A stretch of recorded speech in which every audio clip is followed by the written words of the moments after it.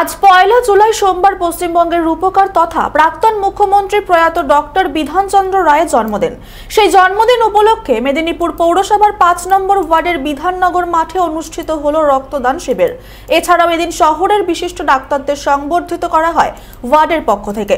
উপস্থিত ছিলেন জেলার মুখ্য স্বাস্থ্য আধিকারিক ডক্টর সৌম্য শঙ্কর সারেঙ্গী, পৌরসভার পৌরপ্রধান সৌমেন খান সহ অন্যান্য বিশিষ্ট ডাক্তারবাবু ও কাউন্সিলরগণ। ৫ নম্বর ওয়ার্ডের কাউন্সিলর মৌরায় জানান, ডক্টর বিধানচন্দ্র রায়ের জন্মদিন উপলক্ষে ডক্টর দিবস হিসেবে পালিত হয়। সেই জন্য এদিন মেদিনীপুর মেডিকেল কলেজের বিশিষ্ট ডাক্তারবাবুদের সংবর্ধনা দেওয়ার পাশাপাশি রক্তদান শিবির অনুষ্ঠিত হয়। এদিনের এই রক্তদান শিবিরে পুরুষ মহিলা সহ প্রায় ১০০ জন রক্তদান করেন। আপনারা জানেন আজকে ডক্টর বিধানচন্দ্র রায়ের জন্মদিন এবং মৃত্যুদিন।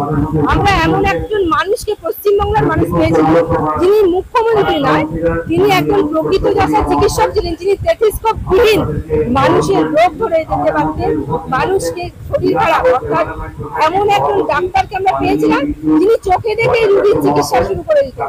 তাই আমরা জীবনে ধন্য মনে করেছি এবং মেদিনীপুরের বিধাননগর এমন একটা জায়গা যে বিধাননগরে আমরা বিধানচন্দ্র রায়ের মতো মানুষের নামে আমরা নামাঙ্কিত করেছি। তাই তার প্রতি কিন্তু আমরা মাল্যদান করেছি। আমরা ঈশ্বর দেখতে পাই না, কিন্তু আমরা ঈশ্বরের মধ্যে দিয়ে ডাক্তারবাবুদের মধ্যে দিয়ে আমরা ঈশ্বরকে পাই, কিন্তু তারা রোগ জীবন দেয়, আমাদের প্রাণে স্পন্দন দেয়।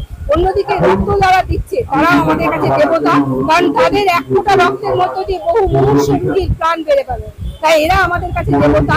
আমরা স্বামীজির আদর্শে আদর্শিত হয়ে আমরা মানুষের সেবার জন্য আজকে এই রক্তদান শিবির এবং ডক্টরস ডে পালন করেছি। এবং পশ্চিম মেদিনীপুর থেকে সুদীপ নন্দের রিপোর্ট, চ্যানেল 24/7।